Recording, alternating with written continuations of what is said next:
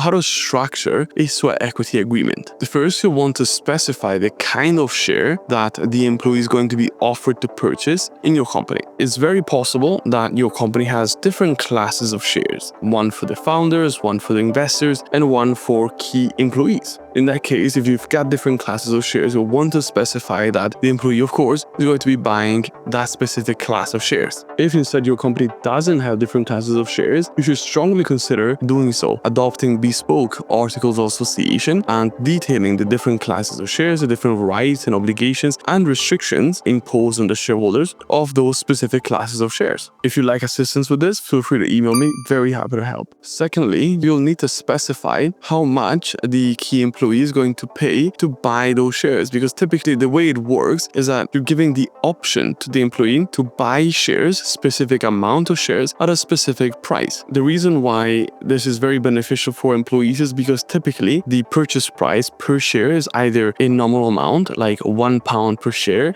as opposed to what investors would be paying, which is, let's say, £1,000 per share, or a greatly reduced price, for example, £500 instead of £1,000. Secondly, you will need to detail what needs to happen for the employee to exercise that option to buy shares. So, for example, it might be that the employee has to stay with the company for at least 3 years before they can exercise an option to buy shares. And then each following year, they've got another option to buy shares. Or it could be that they need to meet specific KPIs. So, for example, you might say that if you've got a sales guy and you want to incentivize that sales guy, you might say, if you get me £3 million in revenue in sales, then you can buy X amount of shares, or any other milestone. So, for example, you might want to say that if you go out there and you raise X amount of money from the lending market, then I give you this amount of shares. Effectively, shares in your company become like money. You're effectively printing money as printing share certificates and using this as consideration in exchange for value from key employees. Of course, the more you print, the more it dilutes, just like with money. The more there is in the economy,